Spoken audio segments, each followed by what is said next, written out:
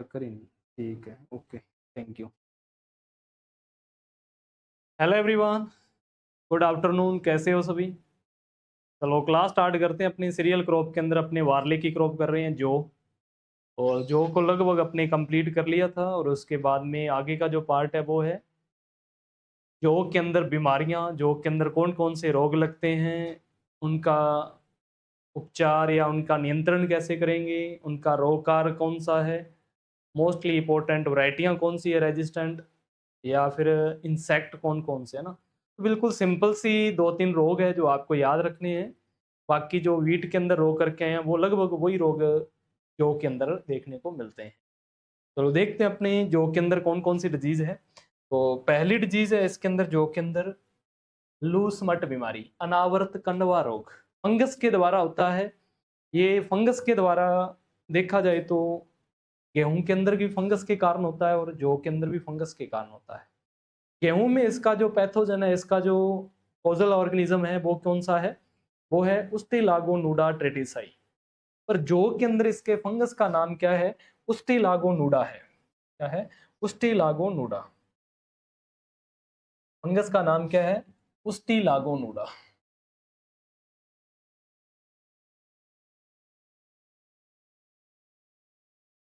Ustilago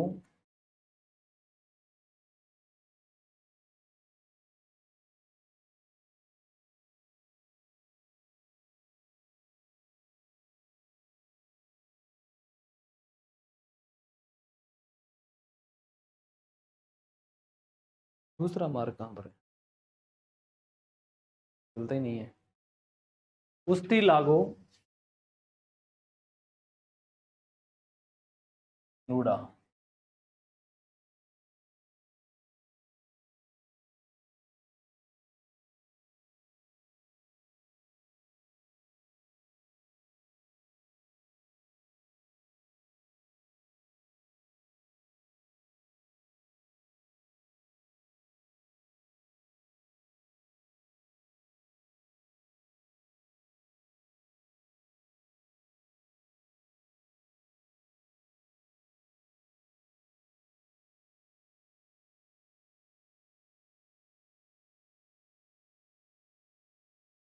उस्टिलागोनुडा।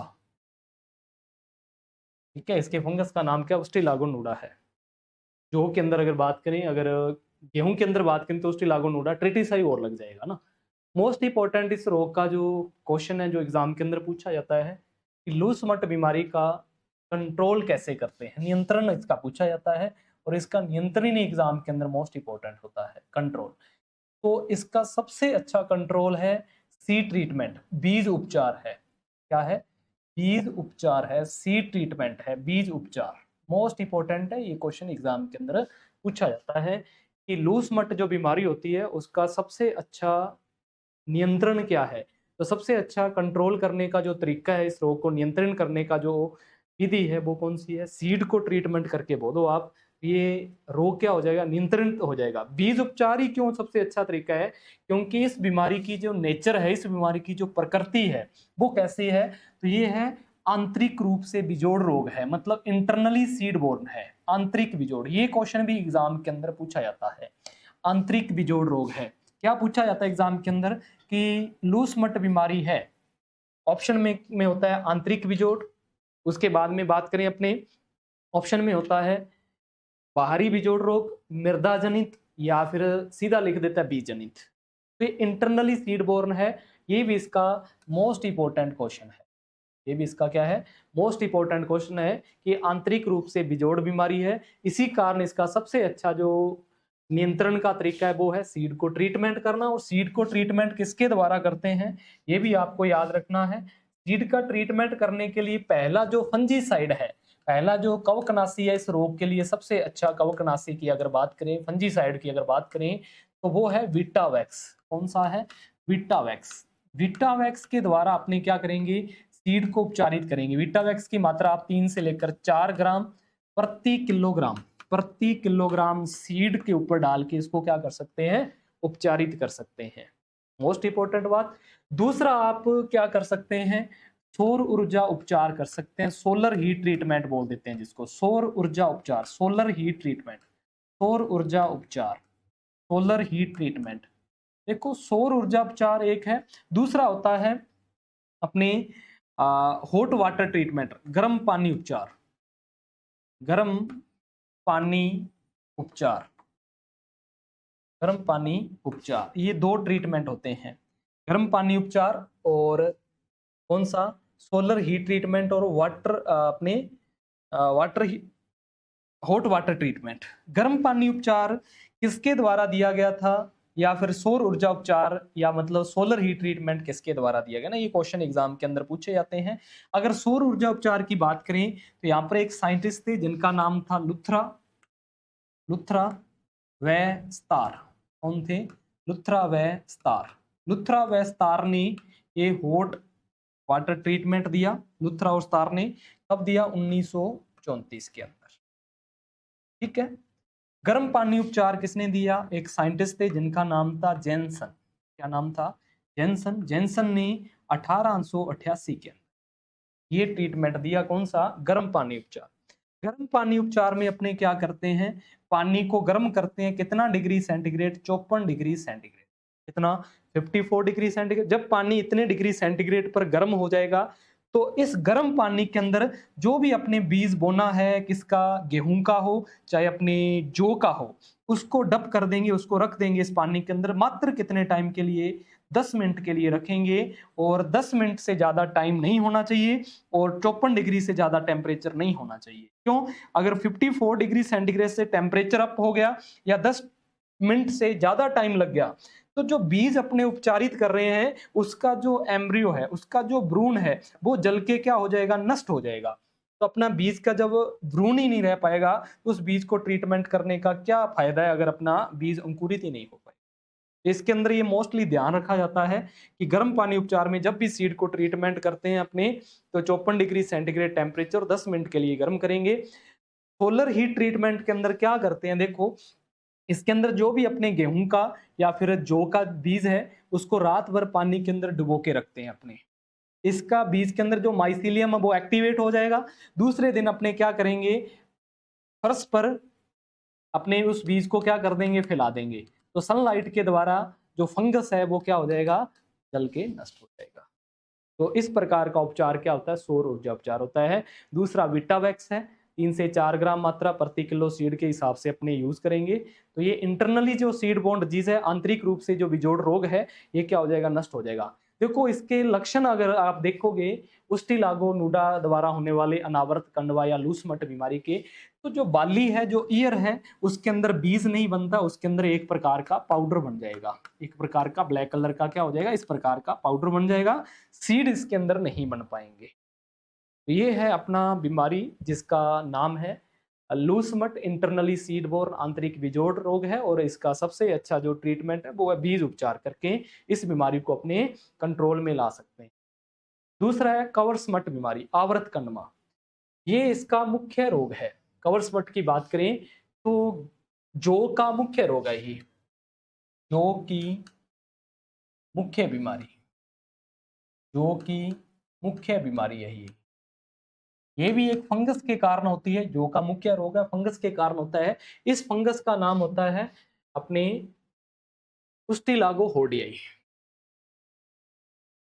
Ustilago होर्डियाई।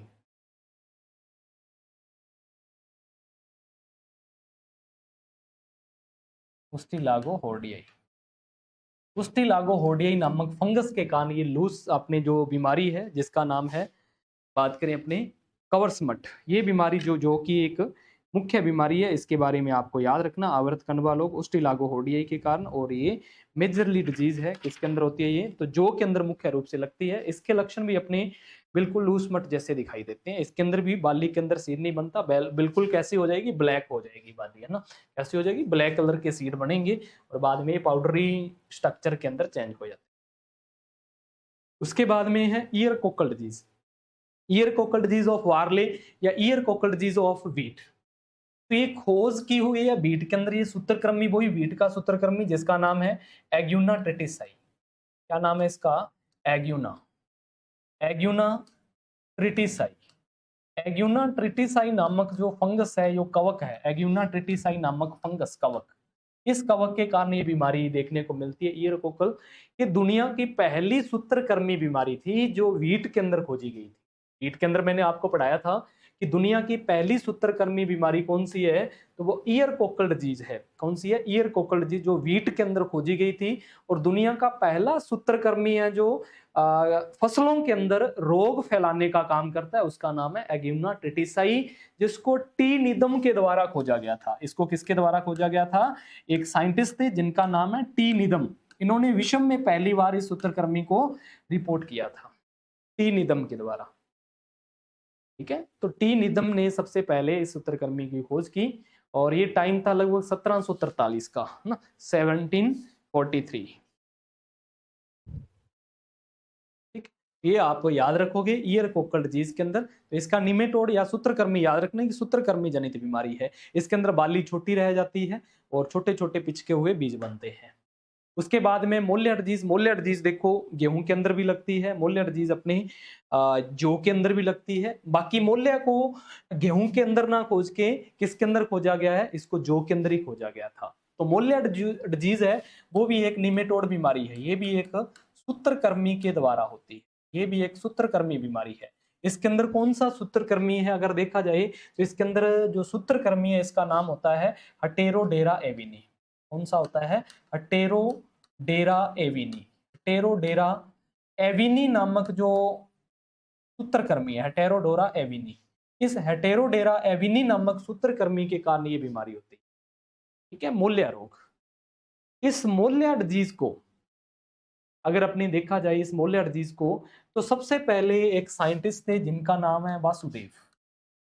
इस वासुदेव नाम के साइंटिस्ट ने सबसे पहले 1958 के अंदर राजस्थान के अंदर जौ की फसल के अंदर इस सूत्रकृमि को पहचाना था। एक मोलिया डिजीज होती है इसके अंदर अपनी वार्ले के अंदर, जिसका रोगकारक क्या है? जिसका रोगकारक होता है हटेरोडेरा एविनी। और इसको खोज करने वाले जो साइंटिस्ट है उनका नाम है वासुदेव, जिन्होंने 1958 के अंदर राजस्थान में इस बीमारी को खोज की थी। ये जड़ से रिलेटेड बीमारी होती है, जड़ से ज्यादा नुकसान होता है, उसके बाद में पत्तियों का पीला पड़ना, इस प्रकार से पूरे प्लांट का नष्ट हो जाना ना, ये इसके लक्षण होते हैं। ठीक है, मोलिया डिजीज के। मोलिया डिजीज से रेजिस्टेंट वैरायटियों के बारे में पूछा जाता है एग्जाम के अंदर। तो इस बीमारी के लिए अगर अपनी जौ की एक मोस्ट इंपॉर्टेंट वैरायटी की बात करें, किस्म की बात करें, तो इस किस्म का नाम है राजकिरण। ठीक है, क्या नाम है इसका? राजकिरण नामक की एक किस्म है जिसका दूसरा नाम होता है RD 387। RD 387 इसका अदर नेम है। और ये राजकिरण जो वैरायटी है इस मोलिया डिजीज के प्रति बहुत अच्छी रेजिस्टेंट वैरायटी है, जिसके अंदर ये मोलिया डिजीज नहीं लगेगी। बाकी सूत्रकृमि रोगों की रोकथाम के लिए आप खेत के अंदर कार्बोफ्यूरॉन डाल सकते हो, या फिर आप क्या कर सकते हो, बीज बोने से पहले 10 से लेकर 20% जो साल्ट सॉल्यूशन होता है, नमक का घोल होता है, उसके अंदर सीड को आप क्या करो, ट्रीटमेंट करो, उसके बाद में उसको ग्रो कर दो, तो भी जो सूत्रकृमि बीमारियां ये फसलों के अंदर नहीं लगती। ठीक है, तो सूत्रकृमि बीमारियों के लिए सबसे अच्छा जो उपाय होता है वो खेत के अंदर मृदा के अंदर कार्बोफ्यूरॉन वगैरह डाल सकते हैं, या फिर बीज को ट्रीटमेंट करके बो सकते हैं, या फिर रेजिस्टेंट जो वैरायटियां होती हैं उनको अपने ग्रो कर सकते हैं। बिल्कुल सिंपल सी बात है। उसके बाद में इंसेक्ट और पेस्ट की बात करें, जो वीट के अंदर अपने इंसेक्ट और पेस्ट करके हैं, वीट के अंदर जो भी वीट के अंदर इंसेक्ट की हैं, जैसे मैं आपको बता देता हूँ, गेहूं के अंदर जैसे दीमक लगती है तो जौ के अंदर भी दीमक लगती है। उसके बाद में गेहूं के अंदर जैसे कि गुजिया बीबल लगता है, गुजिया बीबल ये भी इसके अंदर लगता है। उसके बाद में आप देखते हो तो इसके अंदर एफिड भी लगता है, जो गेहूं के अंदर लगता है इसके अंदर भी लगता है एफिड। उसके बाद में इसके अंदर सैन्य कीट, जिसको आप क्या बोलते हो, आर्मी बॉम्ब बोलते हो, क्या बोलते हो, आर्मी बॉम्ब। तो ये आर्मी बॉम्ब भी इसके अंदर देखने को मिलता है। ये मेजरली ये इंसेक्ट इसके अंदर देखने को मिलेंगे। इनका उपचार, इनके लक्षण या इनके साइंटिफिक नेम वो अपने वीट की क्रॉप में ऑलरेडी कर चुके हैं। इसलिए आपको मैंने बोला था कि अगर आपने वीट अच्छे ढंग से पढ़ लिया है तो आपको जौ की फसल के अंदर किसी प्रकार की अलग से चीजें याद करने की रिक्वायरमेंट नहीं है। बाकी डिजीज और मैं बताऊं आपको, जो गेहूं के अंदर 3 प्रकार की रोली लगती है, जो गेहूं के अंदर 3 प्रकार की रोली लगती है, वो जौ के अंदर भी 3 प्रकार की रोली लगती है। ठीक है। वही रोली जिसके अंदर भूरी है, पीली है या फिर काली रोली है। जैसे भूरी रोली का कवक का नाम होता है पक्सिनिया रिकोंडिटा। कौन सा? पक्सिनिया रिकोंडिटा, जो सबसे पहले नुकसान पहुंचाता है। और उसके बाद में आती है पीली रोली, जिसको आप स्ट्रिप रस्ट या फिर धारीदार रोली के नाम से जानते हो। पीले रंग की धारियां बनती है पत्तियों के बीच में। इसका जो रोकार होता है वो होता है अपने पीली रोली का पक्सिनिया स्ट्रीफॉर्मिस। क्या होता है? पक्सिनिया स्ट्रीफॉर्मिस। उसके बाद में काली रोली आती है बिल्कुल लास्ट में, जिसको अपने किलर डिजीज भी बोल देते हैं, गेहूं की किलर बीमारी भी बोल देते हैं। ये होती है पक्सिनिया ग्रामिनस ट्रिटिसाइकेका। क्या होती है? पक्सिनिया ग्रामिनस ट्रिटिसाइकेना। इसके साथ ग्रे स्पाइक डिजीज, देखो जेई के अंदर लगता है, मेजरली जेई का पूछा जाता है ग्रे स्पाइक डिजीज। जो का भी पूछा जा सकता है कि जो के अंदर भी ग्रे स्पाइक डिजीज हाँ हो सकता है।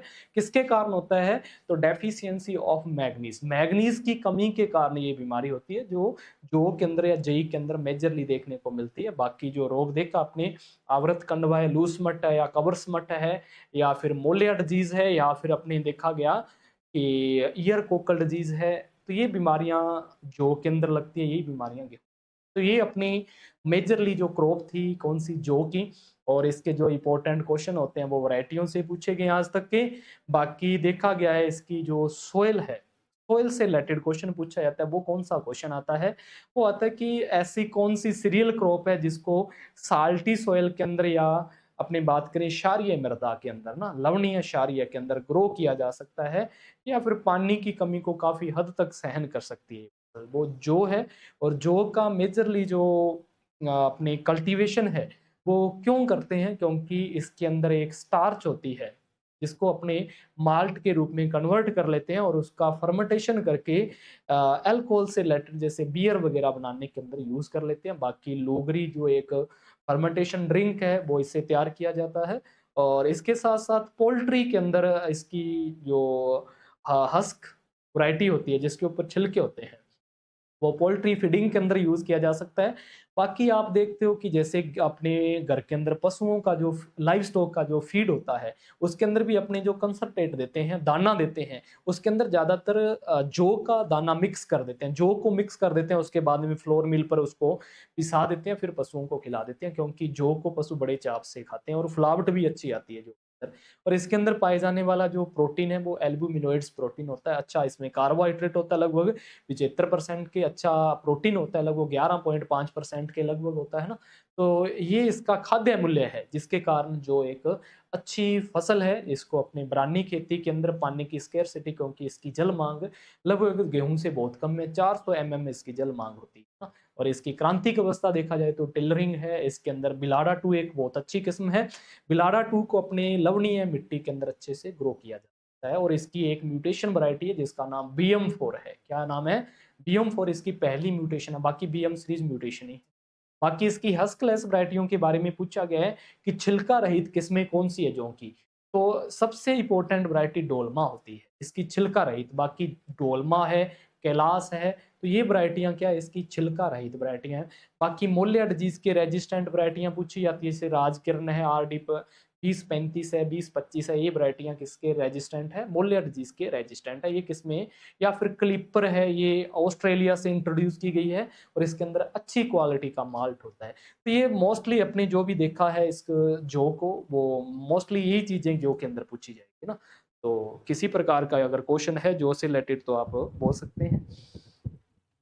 इसमें कोई मछली जैसी गंध नहीं आती, मछली जैसी गंध आती है तो वो करनाल वंट बीमारी होती है ना। करनाल वंट जो गेहूं के अंदर लगता है मिथा अमाइन के कारण आती है ना, ट्राईमिथाइल एमीन्स के कारण। ठीक है, तो वो पीएम अपने ट्राईमिथाइल एमीन्स के कारण आती है, TMA के कारण। वो एक गेहूं की बीमारी है जिसका नाम है करनाल वंट, जो मित्रा के द्वारा 1930-31 के अंदर करनाल हरियाणा में खोजी गई थी, जिसको अपने बोल देते हैं क्या, पार्शियल वंट भी बोल देते हैं, गेहूं का कैंसर भी बोल देते हैं उस बीमारी को। और उसके अंदर आती है सड़ी हुई मछली जैसी गंध ना, ठीक है ना, फिशी स्मेल आती है। वो है गेहूं का करनाल वंट रोग। जो निवोसिया अंडिका या अपनी बात करें एक होता है उसके अंदर निवोसिया अंडिका कवक, और दूसरा एक नाम हो रहा है उसका याद नहीं आ रहा अभी। तो उस फंगस के कारण ये बीमारी देखने को मिलती है। ठीक है, तो ये क्रॉप अपनी कंप्लीट होगी। अगली क्रॉप अपने देखते हैं मक्का को। ठीक है, मक्का की क्रॉप देखते हैं, मोस्ट इंपॉर्टेंट है। मक्का से ज़्यादातर एग्जाम के अंदर क्वेश्चन पुट होते हैं और इस क्रॉप को आपने अच्छे से याद कर लेना है। जो मक्का की क्रॉप है अपनी, बहुत अच्छी क्रॉप है मक्का। तो मक्का को देखते हैं अपनी नेक्स्ट क्रॉप मक्का अपनी।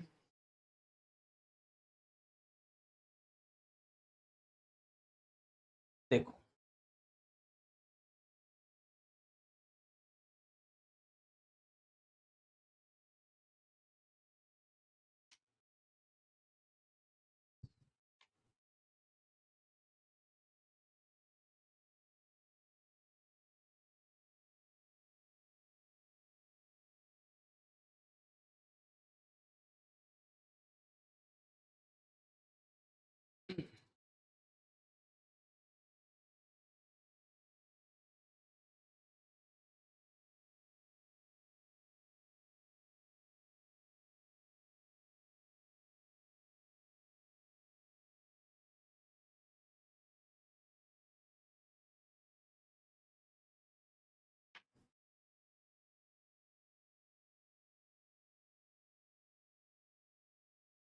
चलो ओके है, तो चलो अगली देखते हैं अपने।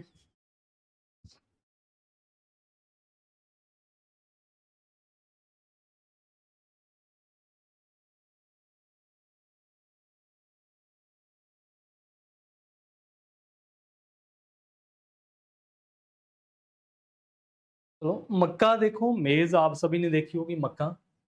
देखो मक्का के अन्य नाम आपको पता होना चाहिए। इसको अपनी क्वीन ऑफ सीरियल क्रॉप के नाम से जानते हैं। मक्का को अनाज फसलों की रानी बोल देते हैं। अनाज फसलों की रानी, फसलों की रानी। मक्का क्या है? क्वीन ऑफ सीरियल क्रॉप है, अनाज फसलों की रानी है। मक्का अनाज फसलों की रानी है। इसके साथ आप इसको बोल सकते हो फसलों का ड्रोसोफिला। इसको क्या बोलते हैं? फसलों का, फसलों का ड्रोसोफिला।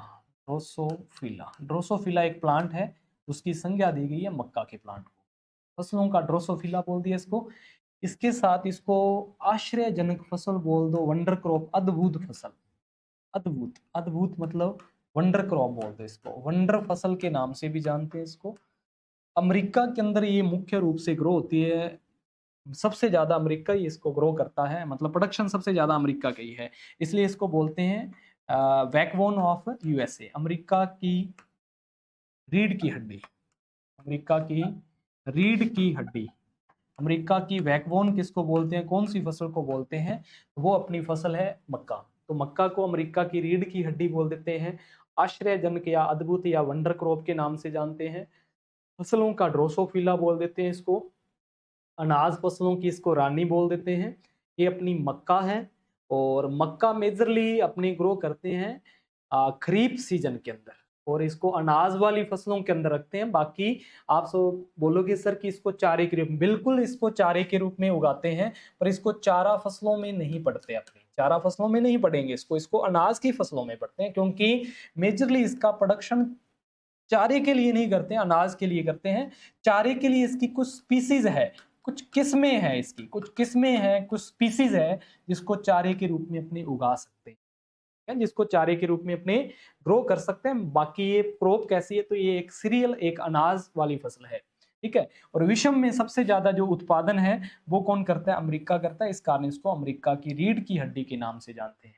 इसको अनाज फसलों की क्वीन क्यों बोलते हैं, इसको रानी क्यों बोलते हैं? क्योंकि ये ऐसी फसल है जो पर हेक्टर, जो प्रति हेक्टर सबसे ज्यादा उत्पादन देने की क्षमता रखती है, सबसे ज्यादा प्रोडक्शन दे सकती है पर हेक्टर। इस कारण इसको क्वीन ऑफ सीरियल क्रॉप के नाम से भी जानते हैं। बाकी वंडर क्रॉप आप सोयाबीन को भी बोलते हो, वंडर क्रॉप आप मक्का को भी बोल देते हो। ठीक है, अद्भुत फसल है ये, अच्छी क्रॉप है। ठीक है, ये आप याद रखोगे। अगर अपनी बात करें मक्का की, तो मक्का का जो प्रोजिनेटर है, मक्का का जो पूर्वज है, ठीक है, कहां से ये ओरिजिनेट हुआ है? तो उसका नाम है टियोसिंटे। क्या नाम है? टियोसिंटे। टियोसिंटे, प्रोजिनेटर ऑफ मेज, मक्का का पूर्वज टियोसिंटे है, जिसका बोटेनिकल नेम होता है यूक्लाइना मैक्सिकाना। क्या होता है? यूक्लाइना, यूक्लाइना मैक्सिकाना, यूक्लाइना मैक्सिकाना, मैक्सिकाना, यूक्लाइना मैक्सिकाना क्या होता है, इसका बोटेनिकल नेम है, जो मक्का का प्रोजिनेटर है, टियोसिंटे के नाम से इसको जानते हैं। तो इसका बोटेनिकल नेम आपसे पूछा जाए तो इसका बोटेनिकल नेम होता है यूक्लाइना मैक्सिकाना, है यूक्लाइना मैक्सिकाना। इसकी बहुत सारी स्पीसीज है, जो मोस्ट इंपोर्टेंट है एग्जाम के अंदर इसके क्वेश्चन पूछे जाते हैं वो अपने करेंगे। जो किप्स नाम के एक साइंटिस्ट ने इसका वर्गीकरण दिया, वर्गीकरण इसका मोस्ट इंपोर्टेंट है। बाकी मक्का का प्लांट की जो मॉर्फोलॉजी है वो भी बहुत इंपॉर्टेंट है, मॉर्फोलॉजी से भी बहुत सारे क्वेश्चन देखने को मिलते हैं ना, इसकी मॉर्फोलॉजी भी आपको बहुत अच्छे ढंग से समझनी है, क्योंकि ये मोनोसियस नेचर का प्लांट है या प्रोटोएंड्री नेचर का प्लांट है ना, ये क्वेश्चन एग्जाम के अंदर पूछे जाते हैं, उनकी बात अपने करेंगे। तो देखते हैं अपने इसका सामान्य परिचय है ना। तो सामान्य परिचय में आपको बाकी बातें मैंने क्लासिफिकेशन में करवा दी है, फिर भी आपको मैं रिवाइज करवा देता हूँ अच्छी अच्छी बातें। देखो, इसका बोटेनिकल नेम अगर आपसे पूछा जाए तो आप क्या बोलोगे सर, जियामेज इसका वानस्पतिक नाम है। क्या नाम है इसका, जियामेज इसका वानस्पतिक नाम है। अगर आपसे कोई एग्जामिनर इसका कुल पूछता है तो आप क्या बोलोगे सर, पोएसी इसका कुल होता है। जो इसका नया नाम पोएसी है, इसका पुराना नाम ग्रैमनी कुल बोलते थे, उससे भी पहले इसको ग्रास कुल के नाम से जानते थे, ग्रास कुल है ना। तो इसका ये कुल है। अगर इसकी आपको उत्पत्ति पूछी जाए कि मक्का का ओरिजिन कहाँ पर हुआ है, तो मक्का का ओरिजिन हुआ है मैक्सिको के अंदर। मैक्सिको ना आया तो मक्का का ओरिजिन अमेरिका भी लिखा आ सकता है, क्योंकि इसका डोमेस्टिकेशन जो स्टार्ट हुआ वो अमेरिका के अंदर स्टार्ट हुआ। पर इस ये स्टार्टिंग के अंदर अगर अपने बात करें कि ओरिजिनेट कहाँ पर हुई, तो ओरिजिनेट हुई थी ये आपने मैक्सिको में।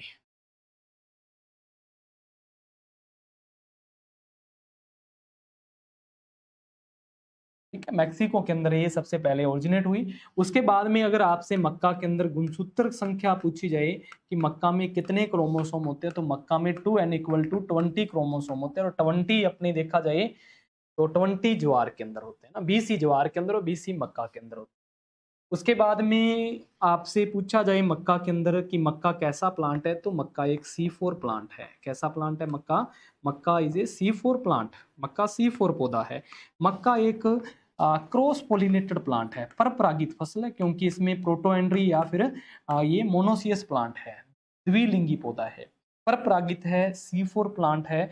और ये कैसा प्लांट है, तो ये शो डे प्लांट है। कुछ कैंडिडेट बोलेंगे सर मैंने डे न्यूट्रल प्लांट के रूप में भी मक्का को पढ़ा। देखो, मक्का अगर नेचुरली देखा जाए तो ये शो डे है, पर इसकी कुछ स्पीसीज और इसकी कुछ किस्में जिनको अपने रवि के अंदर भी ग्रो किया जा सकता है, इस कारण इसको डे न्यूट्रल कैटेगरी के अंदर आपने कभी पढ़ा होगा ना। बाकी ये शो डे प्लांट होता है, इसको 12 घंटे से कम प्रकाश की रिक्वायरमेंट होती है तब जब फ्लावरिंग आती है इसके अंदर। ठीक है, ये मक्का से रिलेटेड मोस्ट इंपोर्टेंट बातें। उसके बाद में मक्का के 1000 सीड का वजन, जिसको आप क्या बोल देते हो, टेस्ट वेट या फिर परीक्षण भार के नाम से जानते हो। तो परीक्षण भार दो प्रकार की किस्में देखते हैं, एक तो इसमें संकर किस्में देखते हैं आप, दूसरी इसके अंदर कंपोजिट देखते हैं, जिसको आप संकुल किस्में बोल देते हैं, कंपोजिट संकुल।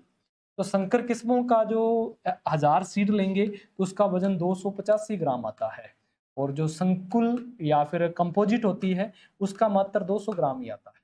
उसका मात्र कितना आता है, 200 ग्राम। तो संकर मक्का का 285 होता है, कंपोजिट मक्का का 200 ग्राम होता है।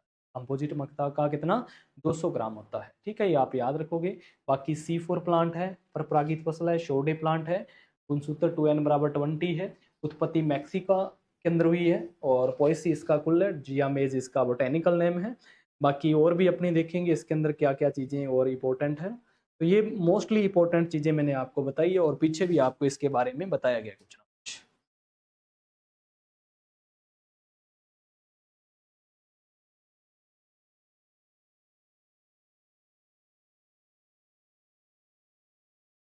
और कुछ मैं बताऊं आपको, तो फसलों का ड्रोसोफिला मैंने आपको बता दिया है कि मसलों का इसको ड्रोसोफिला बोलते हैं। इसके अंदर जो साइटोकाइनिन पाया जाता है वो जेंटीन के रूप में पाया जाता है, जियाटीन के रूप में। ठीक है, तो इसके अंदर जो साइटोकाइनिन पाया जाएगा नेचुरल रूप से साइटोकाइनिन, साइटोकाइनिन। इसके अंदर जो साइटोकाइनिन होता है वो किसके रूप में होता है, तो आप बोलोगे सर जियाटीन के रूप में होता है। ठीक है, ये भी याद रख सकते हो, जियाटीन के रूप में इसके अंदर नेचुरली अपने क्या देखने को मिलता है, साइटोकाइनिन देखने को मिलता है। और क्या याद रख सकते हो इसके अंदर आप,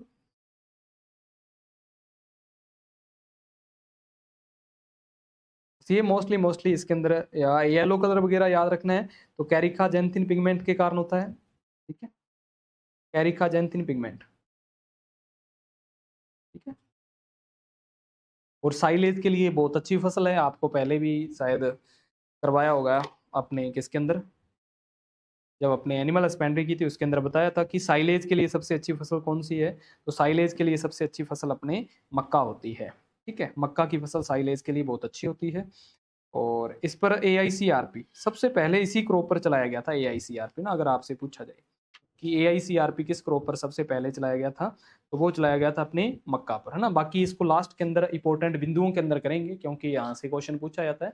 बाकी अपने कर रहे थे मॉर्फोलॉजी की बात, तो मॉर्फोलॉजी पहले करेंगे, उसके बाद में इसके जो इंपॉर्टेंट पॉइंट होंगे वो मैं आपको लास्ट के अंदर नोट करवा दूंगा। जैसे कि all India coordinator research project है AICRP, वो सबसे पहले इसी क्रॉप पर चलाया गया था। कौन कौन सी किस्में निकाली गई थी उसकी भी बात करेंगे अपने। 7 किस्में निकाली गई थी, जिसके अंदर रंजीत वगैरह, गंगावन है ना, ये किस्में, गंगा 101 है, ये किस्में इंपॉर्टेंट है, अंबर वगैरह, तो वो उसकी बात करेंगे अपनी। तो इसके बाद करते हैं अपने प्लांट की मॉर्फोलॉजी, जो इंपॉर्टेंट है ना, प्लांट की मॉर्फोलॉजी। ये देखो प्लांट, ये इसका प्लांट देखने को मिलता है अपने अपने जड़ से स्टार्ट करेंगे, ऊपर पत्ती, तना, या फिर पूरे का पूरा फ्लावरिंग पार्ट कर लेंगे। देखो ये है इसका रूट पार्ट, रूट सिस्टम। तो रूट सिस्टम की बात करें अपने, तो इसमें 3 प्रकार की रूट होती है। अगर जड़ आपसे पूछी जाए इसमें जड़ कितनी होती है, 3 प्रकार की। पहली आप बात करोगे तो इसमें सर सेमिनल जड़ भी निकलती है, जो एम्ब्रियो से निकलती है। सेमिनल जड़ मैंने आपको पीछे करवाई हुई है, जिसको आप क्राउन रूट, क्या वो क्राउन रूट नहीं, सेमिनल, जिसको मौलिक जड़, प्राथमिक जड़, अस्थायी जड़ के नाम से जानते हैं, जो एम्ब्रियो से सबसे पहले निकलेगी, प्राथमिक जड़। उसके बाद इसकी आधारगांठ से निकलने वाली जड़ को क्राउन रूट के नाम से जानते हैं, जिसको चंदेरी जड़, अपस्थानिक जड़, एडवेंसियस रूट के नाम से जानते हो आप, जो यहाँ पर पहली आधारगांठ से निकल जाती है। उसके बाद में इसके तने के ऊपर यहाँ से इस प्रकार की जड़ें निकलती है ना, आगे देखेंगे, अपनी पिक आगे है इनकी।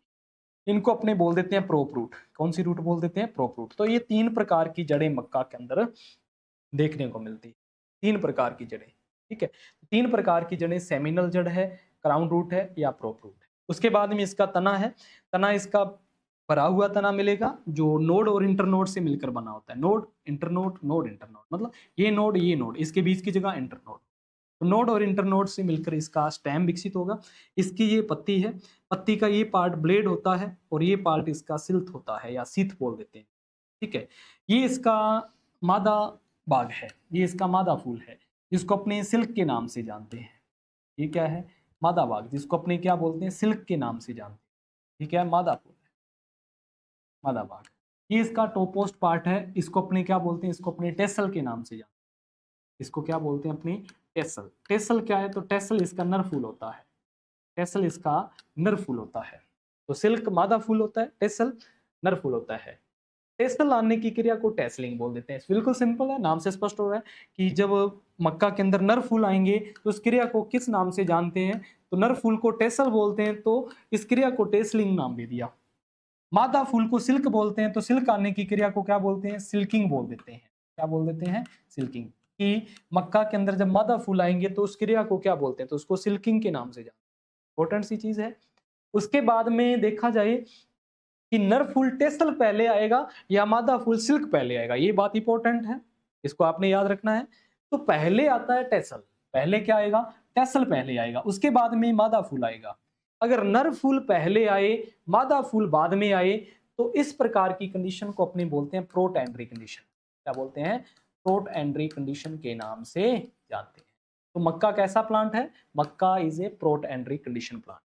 इसमें प्रोटैंड्री है, इसमें नर फूल पहले विकसित हो जाएगा, मादा फूल बाद में विकसित होगा, तो प्रोटैंड्री कंडीशन होती है, प्रोटोएंड्री। उसके बाद में आप देख रहे हो कि यहाँ पर मादा फूल है, सिल्क है, और यहाँ पर क्या है? नर फूल टेसल है। दोनों की पोजीशन एक ही है क्या? दोनों की पोजीशन सर अलग अलग है। तो ऐसे प्लांट को अपने बोल देते हैं मोनोसियस प्लांट। क्या बोलते हैं? मोनोसियस। कि एक ही पौधे पर नर और मादा फूल की कंडीशन अलग अलग, नर व मादा फूल, मोनोसियस। मोनोसियस को हिंदी के अंदर बोल देते हैं द्विलिंगी। क्या बोल देते हैं इसको? द्विलिंगी के नाम से जानते हैं। ये मोनोसियस प्लांट है। अगर मोनोसियस प्लांट होगा तो डेफिनेटली इसके अंदर क्या होगा? परपरागन होगा। क्या होगा इसके अंदर? परपरागन की कंडीशन देखने को मिलेगी। तो मक्का is a cross pollinated crop. कारण क्या है इसका? कारण है ये प्लांट द्विलिंगी है, मोनोसियस प्लांट है, और इसके अंदर देखा जाए तो प्रोटो एंट्री कंडीशन भी होती है, जिसके अंदर नर और मादा फूल अलग अलग टाइम के अंदर परिपक्व होते हैं। ये आप याद रखो। यूक्लाइना मैक्सिकाना क्या है? तो यूक्लाइना मैक्सिकाना प्रोजिनेटर ऑफ मेज, मक्का का पूर्वज है, जिसका नाम टियोसिंटे है। ठीक है, ये याद रखोगे।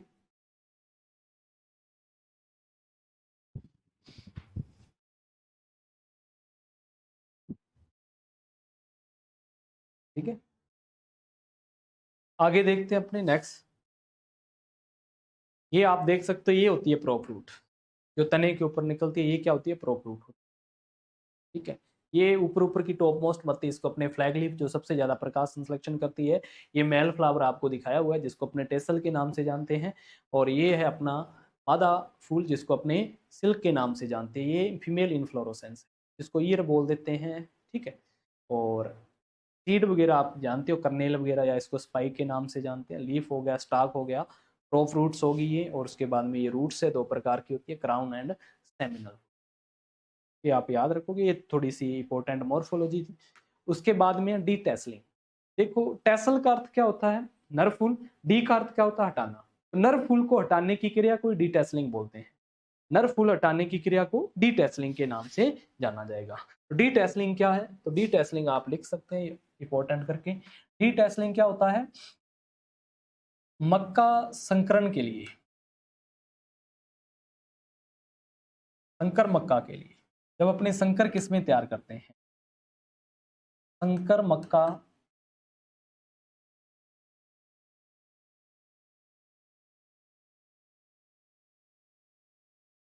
उत्पादन के लिए, संकर मक्का उत्पादन के लिए मादा पौधे से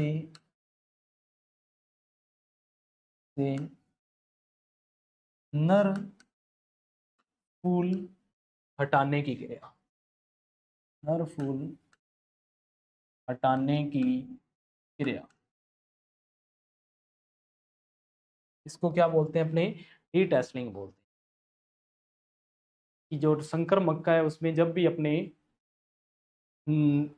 सीड प्रोडक्शन करेंगे, और कौन सा सीड प्रोडक्शन करेंगे? हाइब्रिड सीड प्रोडक्शन करेंगे। तो उस टाइम अपने क्या करते हैं? हाइब्रिडाइजेशन के टाइम जो नर फूलों, मादा फूलों का जो पौधा होता है, उसमें से अपने नर फूल को क्या कर देते हैं? हटा देते हैं। तो ऐसी क्रिया को, ऐसी जो प्रोसेस करते हैं, उसको डी टेसलिंग के नाम से, टेसल हटाने की क्रिया या डी टेसलिंग के नाम से जानते हैं। तो ये डी टेसलिंग है। उसके बाद में है संकर मक्का के अंदर दो तकनीक होती है, दो टेक्निक होती है, जिसके द्वारा संकर मक्का तैयार किया जाता है। पहली है single cross technique. Single cross technique की अपने बात करें, सिंगल क्रॉस टेक्निक क्या है? सिंगल क्रॉस टेक्निक किसके द्वारा दी गई है?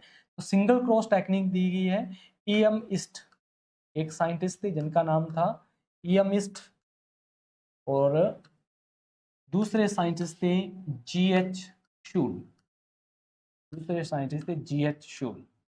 इनके द्वारा 1910 के अंदर संकर मक्का तैयार करने की सिंगल क्रॉस टेक्निक का उपयोग किया। इस टेक्निक के द्वारा सबसे ज्यादा जो संकर मक्का का उत्पादन है, संकर मक्का का उत्पादन, संकर मक्का का जो उत्पादन है, वो सबसे ज्यादा यूएसए के अंदर इसी टेक्निक के द्वारा करते। संकर मक्का का उत्पादन सर्वाधिक कहां पर करते हैं? तो इस टेक्निक को सबसे ज्यादा यूज करते हैं यूएसए, मतलब अमेरिका के अंदर इस टेक्निक को ज्यादा यूज किया जाता है। किसके लिए? संकर मक्का तैयार करने के लिए। आपसे क्या पूछा जा सकता है कि जो सिंगल क्रॉस टेक्निक है, वो किस साइंटिस्ट के द्वारा, कौन से सन के अंदर विकसित की गई? तो ईएम ईस्ट व जीएस शूल के द्वारा 1910 के अंदर इसको विकसित किया गया, संकर मक्का तैयार करने। दूसरी है ड्यूल क्रॉस टेक्निक या double cross technique. Double cross technique, D से, डबल डी से आप याद रख सकते हो डी एफ जोन्स। कौन से scientist? D F Jones. D से या दो से आप याद रख सकते हो 1920। कब? 1920 में ये टेक्निक तैयार की गई। और इसके द्वारा जो संकर मक्का तैयार करते हैं, या भारत के अंदर संकर मक्का तैयार करने के लिए कौन सी टेक्निक का यूज करते हैं? तो ड्यूल क्रॉस टेक्निक या डबल क्रॉस टेक्निक का यूज कर लेते हैं। डबल क्रॉस टेक्निक क्या होता है, जैसे दो स्पीसीज है ए या दो किस्में ए और बी का क्रॉस करवा दिया, इनका जो F1 आया, और अलग से दो किस्में हैं सी और डी, इनका क्रॉस करवा दिया और इनका जो F1 आया, फिर इन दोनों का क्रॉस करवा दिया, और यहाँ पर जो भी स्पीसीज तैयार होगी, ठीक है, यहाँ पर जो भी स्पीसीज तैयार होगी, यहाँ पर जो भी स्पीसीज आएगी, जो भी किस्म आएगी, वो किस टेक्निक के द्वारा तैयार की गई है, ये डबल क्रॉस टेक्निक के द्वारा तैयार की गई, ये डबल क्रॉस टेक्निक होती है। तो डबल क्रॉस टेक्निक देने वाले वैज्ञानिक कौन है, तो DF जोन्स है, और सिंगल क्रॉस टेक्निक देने वाले साइंटिस्ट कौन है, EM इस्ट व GH शूल है, जो 1910 में दिया था। और डबल क्रॉस टेक्निक देने वाले साइंटिस्ट DF जोन्स है, जिसने 1920 में, और भारत के अंदर जो संकर मक्का तैयार करते हैं वो कौन सी टेक्निक के द्वारा तैयार करते हैं, तो वो तैयार करते हैं अपने डबल क्रॉस टेक्निक, इसको आप याद रखो।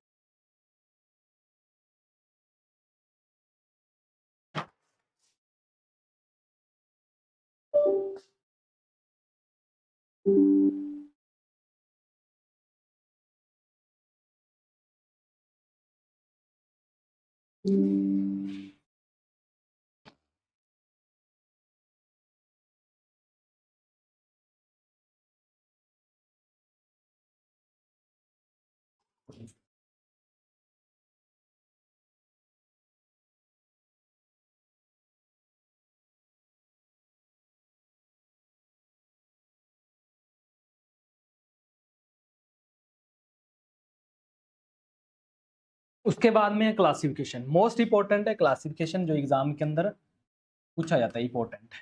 किसके दिया था, तो एक साइंटिस्ट थे जिनका नाम है किप्स, 1959 के अंदर एक साइंटिस्ट जिनका नाम किप्स है, इस किप्स नाम के साइंटिस्ट ने सबसे पहले मक्का का वर्गीकरण दिया, और मक्का का वर्गीकरण मोस्ट इंपॉर्टेंट है, यहाँ से एग्जाम के अंदर इंपॉर्टेंट क्वेश्चन पूछे जाते हैं, क्वेश्चन भी किसी हिसाब के पूछे जाते हैं, कैसी फॉर्मेट होती है क्वेश्चन की वो अपने बात करेंगे, और इसको आपने ध्यान से याद रखना है, नोट कर लेना है और अच्छे से याद कर लेना। तो पहला है मक्का के अंदर पहली मक्का जिसका नाम है फ्लिंट कॉर्न, क्या नाम है इसका, फ्लिंट कॉर्न। आपसे पूछा जा सकता है कि निम्न में से फ्लिंट कॉर्न कौन सा है, तो ऑप्शन में क्या क्या हो सकता है, पहला ऑप्शन मान के चलो कि फ्लिंट कॉर्न का बोटेनिकल नेम ही दिया जाए सीधा, क्या नाम, जियामेज, जियामेज इंडूरेटा, इंडूराटा या इंडूरेटा, ठीक है, जियामेज इंडूराटा। जियामेज इंडूराटा को क्या बोलते हैं, फ्लिंट कॉर्न, या जियामेज इंडूराटा का अन्य नाम क्या, फ्लिंट कॉर्न, या फ्लिंट कॉर्न को क्या बोलते हैं, जियामेज इंडूराटा। इस प्रकार का एक क्वेश्चन। जियामेज इंडूराटा भारत के अंदर सबसे ज्यादा उगाई जाने वाली स्पीसीज है, कि भारत के अंदर मक्का की कौन सी प्रजाति को सबसे ज्यादा उगाते हैं, तो जियामेज इंडूरेटा को या जियामेज इंडूराटा को सबसे ज्यादा ग्रो करते हैं। इस कारण इस मक्का को भारतीय मक्का, इंडियन कॉर्न, भारतीय मक्का इंडियन कॉर्न के नाम से जानते हैं। तो आपसे पूछा जाए निम्न में से भारतीय मक्का किसको बोलते हैं, या निम्न में से इंडियन कॉर्न के नाम से किसको जानते हैं, तो वो मक्का है flint corn. Flint corn is a Indian corn, या फिर भारतीय मक्का, जिसको भारत के अंदर सबसे ज्यादा उगाया जाता है। इसका नाम क्या है, इसका नाम है फ्लिंट कॉर्न, या फ्लिंट कॉर्न का बोटेनिकल नेम क्या है, तो जियामेज इंडूरा। ये चीज आपको याद रखनी, इतनी की चीज ही एग्जाम के अंदर पूछी जाती है, निम्न में से फ्लिंट कॉर्न कौन सा है, या जियामेज इंडूराटा को क्या बोलते हैं, कैसे ही घुमा के क्वेश्चन दिया जाए, या जियामेज इंडूरेटा क्या है, या फ्लिंट कॉर्न को क्या बोलते हैं, कैसा भी क्वेश्चन दिया आपसे, तो बिल्कुल सिंपल तरीके से करना है। इस प्रकार के सीड होते हैं जियामेज इंडूरेटा के, जिसको इंडियन कॉर्न के नाम से, भारतीय मक्का के नाम से जानते हैं। ये इंडियन कॉर्न है, भारतीय मक्का। दूसरी स्पीसीज है इसके अंदर डेंट कॉर्न। डेंट कॉर्न इसका नाम क्यों पड़ा है, क्योंकि इसकी संरचना या सीड की जो स्ट्रक्चर है वो दांत जैसी, या डेंट आप बोल देते हो एक गड्ढे को, जब अपनी गाड़ी के अंदर डेंट पड़ता है, गड्ढा पड़ता है, तो उसको डेंट, इसके अंदर भी सीड में से जब नमी उड़ेगी तो उस टाइम एक गड्ढे का निर्माण होगा, जैसा आप यहाँ पर देख सकते हैं। ये क्या, एक डेंट पड़ गया है, इस कारण भी इसको डेंट कॉर्न। इस सीड को आप उखाड़ोगे तो इसकी जो स्ट्रक्चर है वो अपना जैसा दांत होता है वैसी स्ट्रक्चर इसकी देखने को मिलती है, इस कारण इसको क्या बोलते हैं, डेंट कॉर्न के नाम से। अब आपसे क्या पूछा जा सकता है कि डेंट कॉर्न का बोटेनिकल नेम क्या है, या डेंट कॉर्न को क्या बोलते हैं, तो जियामेज इंडेंडाटा के नाम से जानते हैं इसको, क्या बोलते हैं, जियामेज इंडेंटाटा, इंडेंटाटा, जियामेज इंडेंटाटा के नाम से इसको जानते हैं। और इस मक्का को सबसे ज्यादा उगाया जाता है अपने यूएसए के अंदर। यूएसए के अंदर उगाई जाने वाली मक्का कौन सी है? डेंट कॉर्न है। और डेंट कॉर्न की जो सीड की स्ट्रक्चर होती है, संरचना होती है, वो कैसी होती है सर? वो होती है दांत जैसी। कैसी होती है? दांत जैसी स्ट्रक्चर होती है, इस कारण इसको डेंट कॉर्न के नाम से भी जाना जाता है, डेंट कॉर्न। ओके, उसके बाद में ये है डेंट कॉर्न। इस प्रकार के गड्ढे वाली अगर आपको कोई बीज दिखे तो ये किसका है? ये डेंट कॉर्न का बीज होता है। ठीक है, इस मक्का को क्या बोलते हैं? अपने डेंट कॉर्न के नाम से जानते हैं। आगे है स्वीट कॉर्न। स्वीट कॉर्न का बोटेनिकल नेम जियामेज, जियामेज सेकेराटा। क्या है? जियामेज सेकेराटा। जियामेज सेकेराटा को क्या बोलते हैं? स्वीट कॉर्न, या स्वीट कॉर्न किसको बोलते हैं? जियामेज। अब नाम से स्पष्ट हो रहा है स्वीट कॉर्न है। जो आप पिज्जा पर, आप अन्य कोई डिश पर देखते हो ना, मक्का के जो सीड होते हैं वो स्वीट कॉर्न की होते हैं, मिट्टी मक्का की होते हैं। इसलिए डिब्बाबंदी के अंदर, डिब्बाबंदी, और डिब्बाबंदी को अपने और क्या बोल देते हैं? डिब्बाबंदी को अपने इंग्लिश में बोल देते हैं कैनिंग। तो कैनिंग या डिब्बाबंदी के लिए सबसे अच्छी वैरायटी कौन सी है? तो स्वीट कॉर्न है, जियामेज सेकेराटा। इस मक्का के अंदर अगर आपने देखा जाए तो इसमें जो चीनी है, तो इसके अंदर शर्करा है, चीनी है, चीनी, इस चीनी की मात्रा होती है 11 से लेकर 20%। कब होती है? जब इस भुट्टे के अंदर, जब बीज के अंदर कितनी नमी हो? तो बीज के अंदर जब 70% नमी हो, तब अपने इसके कॉम्ब को, इसके भुट्टे को अपने क्या कर लेते हैं? हार्वेस्ट कर लेते हैं। अगर जैसे जैसे नमी कम होगी, जो शर्करा है, जो चीनी है, जो शुगर है, ये किस में चेंज हो जाएगा? ये स्टार्च में चेंज हो जाएगा। और स्टार्च में चेंज होने के बाद इस मक्का का बीज मीठा नहीं रह पाएगा। इस कारण अपने इसको 70% नमी पर हार्वेस्ट कर लेते हैं। कितनी परसेंट नमी पर? 70% नमी पर इसके भुट्टे को हार्वेस्ट कर लेंगे, इसके बीज की डिब्बाबंदी कर देंगे। ये जियामेज सेकेराटा, जिसको कैनिंग के अंदर सबसे ज्यादा यूज किया जाता है। इसमें चीनी 11 से 20% तक, अच्छी मीठी मक्का होती है। ठीक है, इसको आप याद रखो।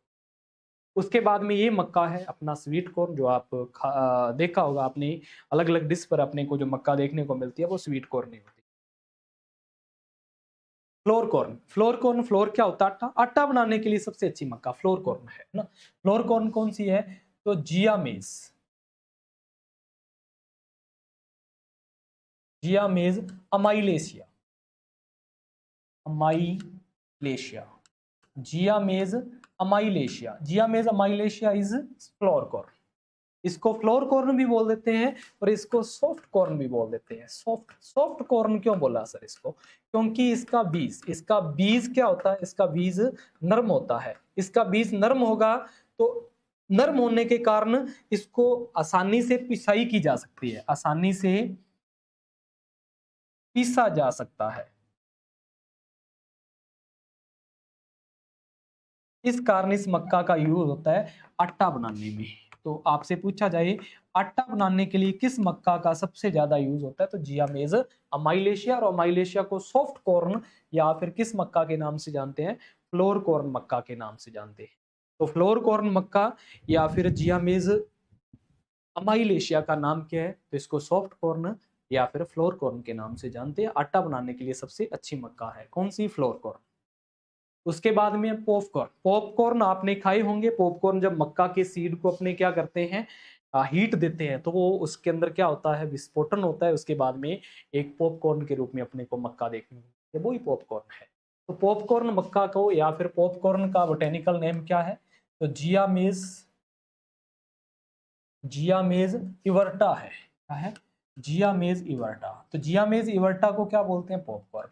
पॉपकॉर्न बनाने के लिए अपने क्या करते हैं? मक्का का जो सीड है, इस मक्का के सीड को अपने क्या देते हैं? स्टीम देते हैं। कितनी स्टीम देते हैं?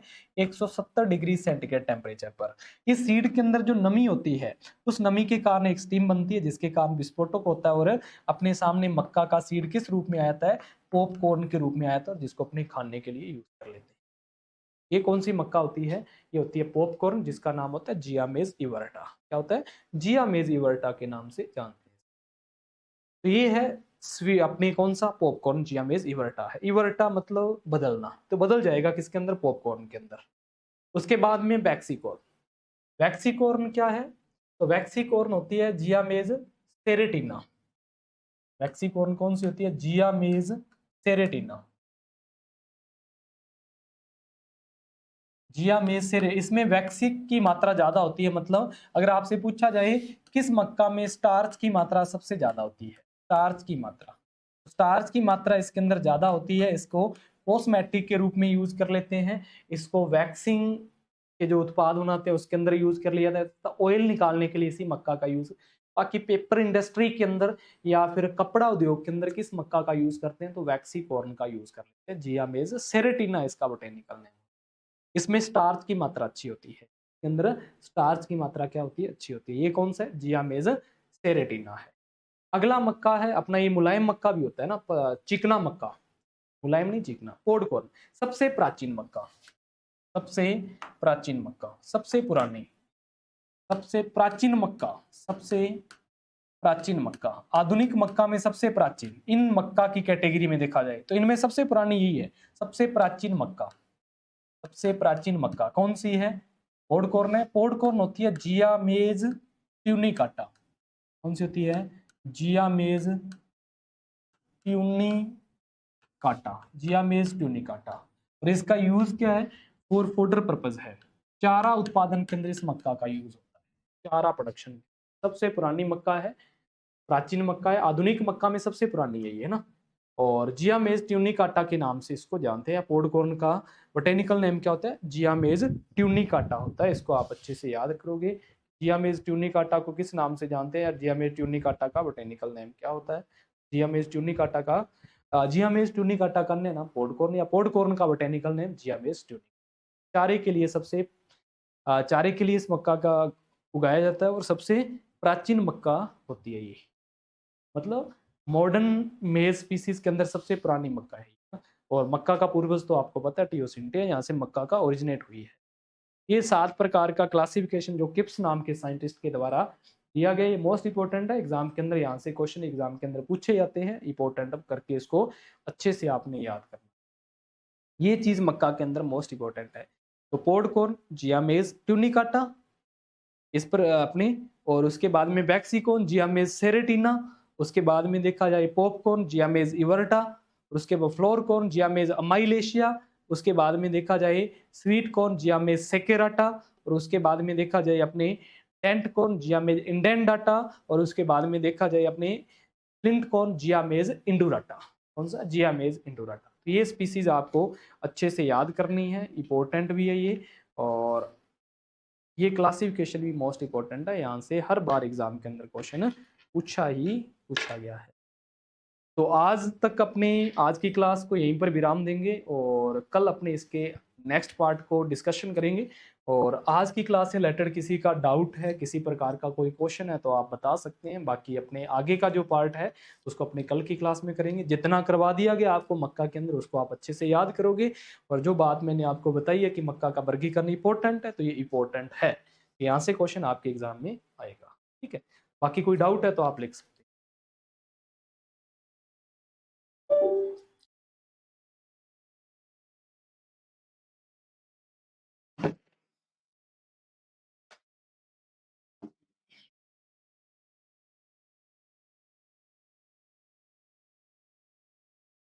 यूनिकाटा नहीं, मॉडर्न मक्का का उत्पत्ति कहाँ से हुई है, तो वो यूनिकाटा है। मक्का का ओरिजिन, मेनली ओरिजिन कौन सा, टियोसिंटे है उसका पूर्वज। बेबीकॉर्न कल की क्लास में करेंगे। एक मक्का जिसको अपने छोटी अवस्था में काट के हार्वेस्ट कर लेते हैं, भुट्टे को काटते हैं, मतलब वो बेबीकॉर्न होता है। जिसको सब्जी के रूप में या फिर मुख्य सोर्स किसका है, तो फास्ट फोर्स के लिए उसको स्टोरेज करते हैं। जब सीड बनना ही स्टार्ट होते हैं, लाइनें ही बनती है, कल करेंगे उसको।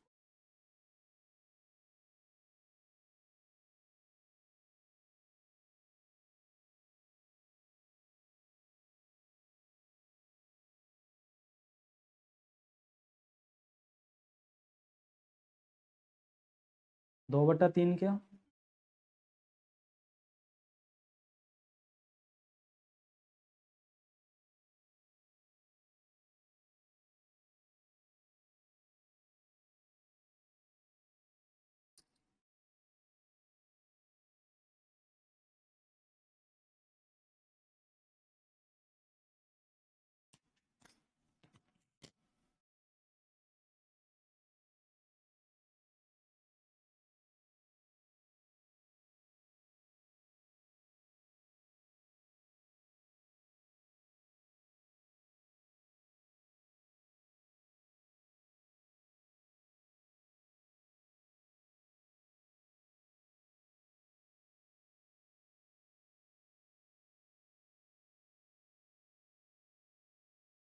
2N3 का केमिकल नेम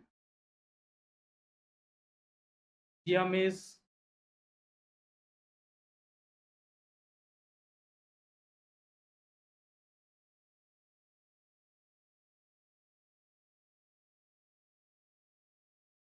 दो में अपने क्या किया है, पहले में जियामेज इंडोराटा, दूसरे में जियामेज इंडेंडाटा होगा।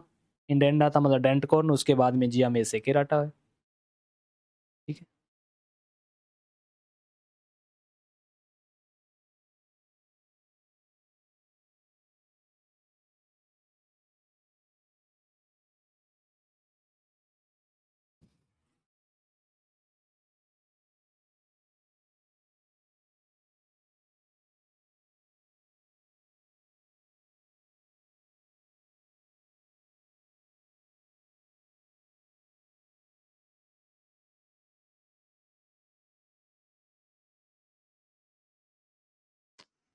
चलो थैंक यू, धन्यवाद, पढ़ते रहिए, खुश रहिए, जय हिंद।